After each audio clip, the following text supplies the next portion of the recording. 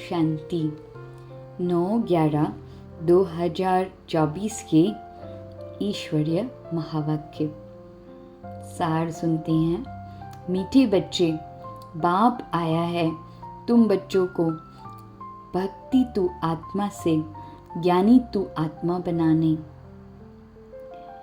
पतित से पावन बनाने। प्रश्न है, ज्ञानवान बच्चे किस चिंतन में सदा रहते हैं? उत्तर, मैं अविनाशी आत्मा हूँ, यह शरीर विनाशी है। मैंने 84 शरीर धारण किए हैं, अब यह अंतिम जन्म है। आत्मा कभी छोटी बड़ी नहीं होती है, शरीर ही छोटा बड़ा होता है। यह आंखें शरीर में हैं, लेकिन इनसे देखने वाली मैं आत्मा हूँ। बाबा आत्माओं को ही ज्ञान का तीसरा नेत्र देते हैं, वह भी जब तक शरीर का आधार न ले तब तक पढ़ा नहीं सकते। ऐसा चिंतन ज्ञानवान बच्चे सदा करते हैं। ओम शांति। यह किसने कहा? आत्मा ने, अविनाशी आत्मा ने कहा शरीर द्वारा। शरीर और आत्मा में कितना फर्क है। शरीर 5 तत्वों का इतना बड़ा पुतला बन जाता है, बल छोटा भी है तो भी आत्मा से तो जरूर बड़ा है। पहले तो एकदम छोटा पिंड होता है, जब थोड़ा बड़ा होता है तब आत्मा प्रवेश करती है। बड़ा होते होते फिर इतना बड़ा हो जाता है। आत्मा तो चैतन्य है ना। जब तक आत्मा प्रवेश न करे तब तक पुतला कोई काम का नहीं रहता। कितना फर्क है। बोलने चलने वाली भी आत्मा ही है। वह इतनी छोटी सी बिंदी ही है, वह कभी छोटी बड़ी नहीं होती, विनाश को नहीं पाती। अब यह परम आत्मा बाप ने समझाया है कि मैं अविनाशी हूँ और यह शरीर विनाशी है। उनमें मैं प्रवेश कर पाठ बजाता हूँ। यह बातें तुम अभी चिंतन में लाते हो। आगे तो न आत्मा को जानते थे न परमात्मा को जानते थे, सिर्फ कहने मात्र कहते थे, हे परमपिता परमात्मा। आत्मा भी समझते थे, परंतु फिर कोई ने कहा तुम परमात्मा हो। यह किसने बतलाया? भक्ति मार्ग के गुरुओं और शास्त्रों ने। सतयुग में तो कोई बतलाएंगे नहीं। अभी बाप ने समझाया है, तुम मेरे बच्चे हो। आत्मा नेचुरल है, शरीर अननेचुरल मिट्टी का बना हुआ है। जब आत्मा है तो बोलती चलती है। अभी तुम बच्चे जानते हो, हम आत्माओं का बाप आकर समझाते हैं। निराकार शिव बाबा इस संगम युग पर ही इस शरीर द्वारा आकर सुनाते हैं। यह आंखें तो शरीर में रहती ही है। अभी बाप ज्ञान चक्षु देते हैं। आत्मा में ज्ञान नहीं है तो अज्ञान चक्षु है। बाप आते हैं तो आत्मा को ज्ञान चक्षु मिलते हैं। आत्मा ही सब कुछ करती है। आत्मा कर्म करती है शरीर द्वारा। अभी तुम समझते हो, बाप ने यह शरीर धारण किया है। अपना भी राज बताते हैं। सृष्टि के आदि मध्य अंत का राज भी बताते हैं। सारे नाटक का भी नॉलेज देते हैं। आगे तुमको कुछ भी पता नहीं था। हाँ, नाटक जरूर है। सृष्टि का चक्र फिरता है, परंतु कैसे फिरता है यह कोई नहीं जानते हैं। रचयिता और रचना के आदि मध्य अंत का ज्ञान अभी तुमको मिलता है। बाकी तो सब है भक्ति। बाप ही आकर तुमको ज्ञानी तू आत्मा बनाते हैं। आगे तुम भक्ति तू आत्मा थे। तुम आत्मा भक्ति करते थे, अभी तुम आत्मा ज्ञान सुनते हो। भक्ति को कहा जाता है अंधियारा। ऐसे नहीं कहेंगे भक्ति से भगवान मिलता है। बाप ने समझाया है, भक्ति का भी पाठ है, ज्ञान का भी पाठ है। तुम जानते हो, हम भक्ति करते थे तो कोई सुख नहीं था। भक्ति करते धक्का खाते रहते थे, बाप को ढूंढते थे। अभी समझते हो, यज्ञ, तप, दान, पुण्य आदि जो कुछ करते थे, ढूंढते ढूंढते धक्का खाते खाते तंग हो जाते हैं, तमो प्रधान बन जाते हैं। क्योंकि गिरना होता है ना, झूठे काम करना, चीची होना होता है। पतित भी बन गए। ऐसे नहीं कि पावन होने के लिए भक्ति करते थे। भगवान से पावन बनने बिगर हम पावन दुनिया में जा नहीं सकेंगे। ऐसे नहीं कि पावन बनने बिगर भगवान से नहीं मिल सकते। भगवान को तो कहते हैं आकर पावन बनाओ। पतित ही भगवान से मिलते हैं पावन होने के लिए। पावन से तो भगवान मिलता नहीं। सत्युग में थोड़े ही इन लक्ष्मी नारायण से भगवान मिलता है। भगवान आकर के पतितों को पावन बनाते हैं और तुम यह शरीर छोड़ देते हो। पावन तो इस तमो प्रधान पतित सृष्टि में रह नहीं सकते। बाप तुमको पावन बनाकर गुम हो जाते हैं। उनका पाठ ही ड्रामा में वंडरफुल है। जैसे आत्मा देखने में आती नहीं है, बल साक्षात्कार होता है तो भी समझ न सके, और तो सबको समझ सकते हैं। यह फलाना है, यह फलाना है, याद करते हैं, चाहते हैं फलाने का चैतन्य में साक्षात्कार हो, और तो कोई मतलब नहीं। अच्छा, चैतन्य में देखते हो, फिर क्या? साक्षात्कार हुआ फिर तो गुम हो जाएगा। अल्पकाल क्षण भंगुर सुख की आश पूरी होगी, उसको कहा जाएगा अल्पकाल क्षण भंगुर सुख। साक्षात्कार की चाहना थी, वह मिला। बस यहाँ तो मूल बात है पतित से पावन बनने की। पावन बनेंगे तो देवता बन जाएंगे, अर्थात स्वर्ग में चले जाएंगे। शास्त्रों में तो कल्प की आयु लाखों वर्ष लिख दी है। समझते हैं कलयुग में अर्जुन 40,000 वर्ष पड़े हैं। बाबा तो समझाते हैं सारा कल्प ही 5,000 वर्ष का है। तो मनुष्य अंधियारे में है ना, उसको कहा जाता है घोर अंधियारा। ज्ञान कोई में है नहीं, वह सब है भक्ति। रावण जब से आता है तो भक्ति भी उनके साथ है, और जब बाप आते हैं तो उनके साथ ज्ञान है। बाप से एक ही बार ज्ञान का वर्षा मिलता है, घड़ी घड़ी नहीं मिल सकता। वहाँ तो तुम कोई को ज्ञान देते नहीं, दरकार ही नहीं। ज्ञान उनको मिलता है जो अज्ञान में है। बाप को कोई भी जानते ही नहीं। बाप को गाली देने बिगर कोई बात ही नहीं करते। यह भी तुम बच्चे अभी समझते हो। तुम कहते हो ईश्वर सर्वव्यापी नहीं है, वह हम आत्माओं का बाप है, और वह कहते हैं कि नहीं, परमात्मा ठिक्कर बित्तर में है।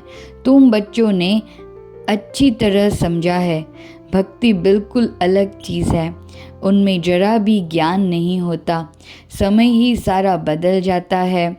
भगवान का भी नाम बदल जाता है, फिर मनुष्य का भी नाम बदल जाता है। पहले कहा जाता है देवता, फिर क्षत्रिय, वैश्य, शूद्र।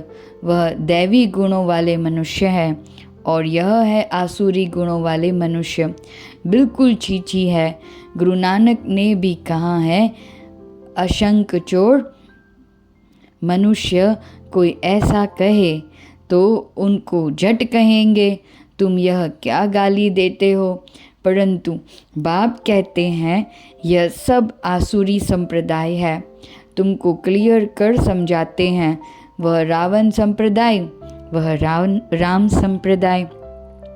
गांधी जी भी कहते थे हमको राम राज्य चाहिए। राम राज्य में सब निर्विकारी है, रावण राज्य में है सब विकारी। इनका नाम ही है वैशालय। रौरव नर्क है ना। इस समय के मनुष्य विषय वैतरणी नदी में पड़े हैं। मनुष्य, जानवर आदि सब एक समान है, मनुष्य की कोई भी महिमा नहीं है। 5 विकारों पर तुम बच्चे जीत पाकर मनुष्य से देवता पद पाते हो, बाकी सब खत्म हो जाते हैं। देवताएं सत्युग में रहते थे, अभी इस कलयुग में असुर रहते हैं। असुरों की निशानी क्या है? 5 विकार। देवताओं को कहा जाता है संपूर्ण निर्विकारी और असुरों को कहा जाता है संपूर्ण विकारी। वह है 16 कला संपूर्ण और यहाँ 9 कला। सबकी कला काया चट हो गई है। अब यह बाप बच्चों को बैठ समझाते हैं। बाप आते भी हैं पुरानी आसुरी दुनिया को चेंज करने। रावण राज्य वैशाली को शिवालय बनाते हैं। उन्होंने तो यहाँ ही नाम रख दिए त्रिमूर्ति हाउस, त्रिमूर्ति रोड। आगे थोड़े ही यह नाम थे। अब होना क्या चाहिए? यह सारी दुनिया किसकी है? परमात्मा की है ना। परमात्मा की दुनिया है जो आधा कल्प पवित्र आधा कल्प अपवित्र रहती है। क्रिएटर तो बाप को कहा जाता है ना, तो उनकी ही यह दुनिया हुई ना। बाप समझाते हैं मैं ही मालिक हूँ, मैं बीज रूप चैतन्य ज्ञान का सागर हूँ। मेरे में सारा ज्ञान है और कोई में नहीं। तुम समझ सकते हो इस सृष्टि चक्र के आदि मध्य अंत का नॉलेज बाप में ही है। बाकी तो सब है गपोड़े। मुख्य गपोड़ा बहुत खराब है जिसके लिए बाप उलहना देते हैं। तुम मुझे ठिक्कर बित्तर कुत्ते बिल्ली में समझ बैठे हो। तुम्हारी क्या दुर्दशा हो गई है।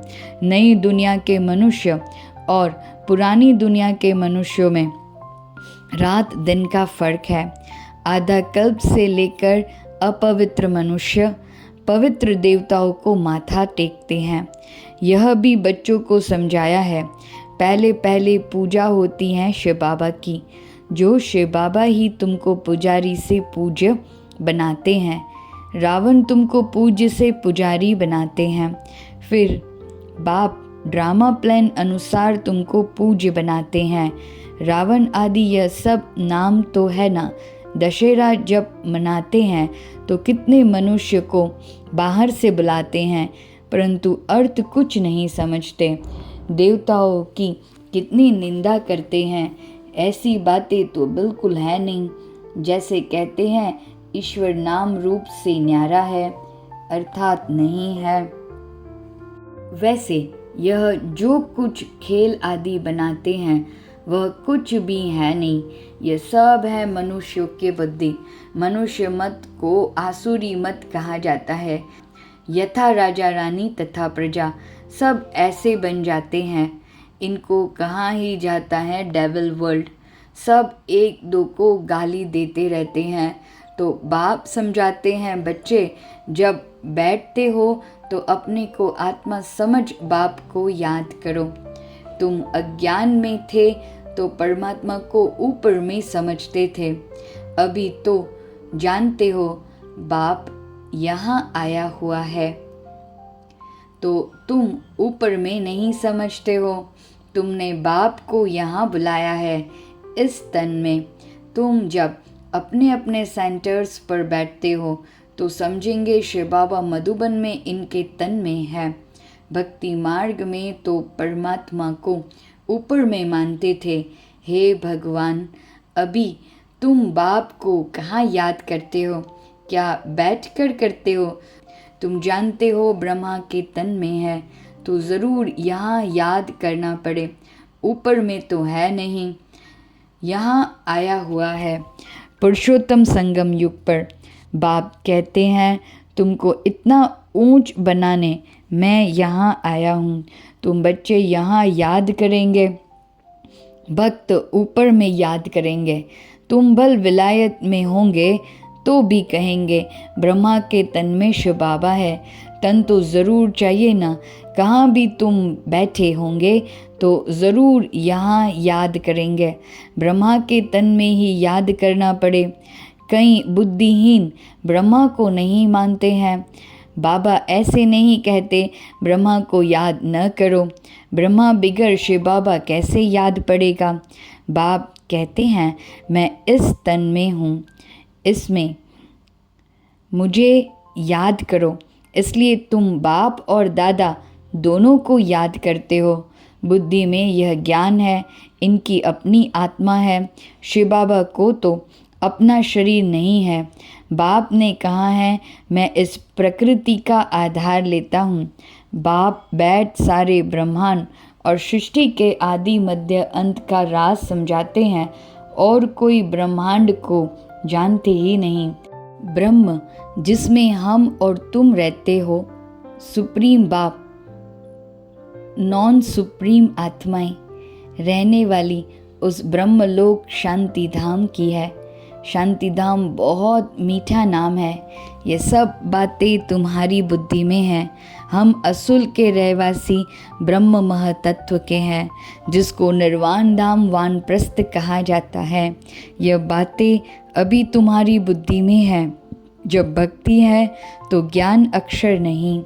इनको कहा जाता है पुरुषोत्तम संगम युग, जबकि चेंज होती है। पुरानी दुनिया में असुर रहते हैं, नई दुनिया में देवताएं रहते हैं, तो उनको चेंज करने लिए बाप को आना पड़ता है। सतयुग में तुमको कुछ भी पता नहीं रहेगा। अभी तुम कलयुग में हो तो भी कुछ पता नहीं है। जब नई दुनिया में होंगे तो भी इस पुरानी दुनिया का कुछ पता नहीं होगा। अभी पुरानी दुनिया में हो तो नई का मालूम नहीं है। नई दुनिया कब थी पता नहीं, वह तो लाखों वर्ष कह देते हैं। तुम बच्चे जानते हो बाप इस संगम युग पर ही कल्प कल्प आते हैं, आकर इस वैरायटी झाड़ का राज समझाते हैं। और यह चक्र कैसे फिरता है वह भी तुम बच्चों को समझाते हैं। तुम्हारा धंधा ही है यह समझाने का। अब एक एक को समझाने से तो बहुत टाइम लग जाए, इसलिए अभी तुम बहुतों को समझाते हो। बहुत समझते हैं यह मीठी मीठी बातें, फिर बहुतों को समझानी है। तुम प्रदर्शनी आदि में समझाते हो ना। अब शिव जयंती पर और भी अच्छी रीति बहुतों को बुलाकर समझाना है। खेल की ड्यूरेशन कितनी है तुम तो एक्यूरेट बताएंगे। यह टॉपिक्स हुई, हम भी यह समझाएंगे। तुमको बाप समझाते हैं ना, जिससे तुम देवता बन जाते हो। जैसे तुम समझकर देवता बनते हो, वैसे औरों को भी बनाते हो। बाप ने हमको यह समझाया है। हम किसी की ग्लानि आदि नहीं करते। हम बतलाते हैं ज्ञान को सद्गति मार्ग कहा जाता है। एक सद्गुरु ही है पार करने वाला। ऐसी ऐसी मुख्य पॉइंट्स निकाल कर समझाओ। यह सारा ज्ञान बाप के सिवाय कोई दे नहीं सकता। अच्छा, मीठे मीठे सिकलदे बच्चों प्रति मात पिता बाप दादा का याद प्यार और गुड मॉर्निंग। रूहानी बाप की रूहानी बच्चों को नमस्ते। हम रूहानी बच्चों की रूहानी बाप दादा को याद प्यार, गुड मॉर्निंग और नमस्ते नमस्ते नमस्ते। धारणा के लिए मुख्य सार है। पहली पॉइंट है, पुजारी से पूज्य बनने के लिए संपूर्ण निर्विकारी बनना है। ज्ञानवान बन स्वयं को स्वयं ही चेंज करना है। अल्पकाल सुख के पीछे नहीं जाना है। दूसरी पॉइंट, बाप और दादा दोनों को ही याद करना है। ब्रह्मा बिगर शिव बाबा याद आ नहीं सकता। भक्ति में ऊपर याद किया, अभी ब्रह्मा के तन में आया है, तो दोनों ही याद आने चाहिए। वरदान है, हर कर्म में विजय का अटल निश्चय और नशा रखने वाले अधिकारी आत्मा भव। विजय हमारा जन्मसिद्ध अधिकार है।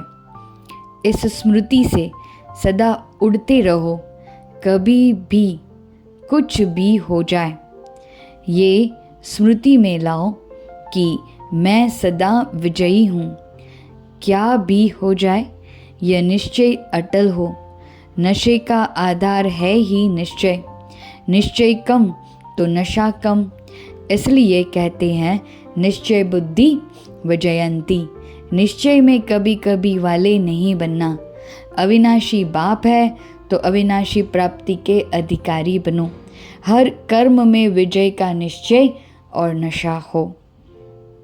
स्लोगन है, बाप के स्नेह की छत्र छाया के नीचे रहो तो कोई भी विघ्न ठहर नहीं सकता। अच्छा, ओम शांति।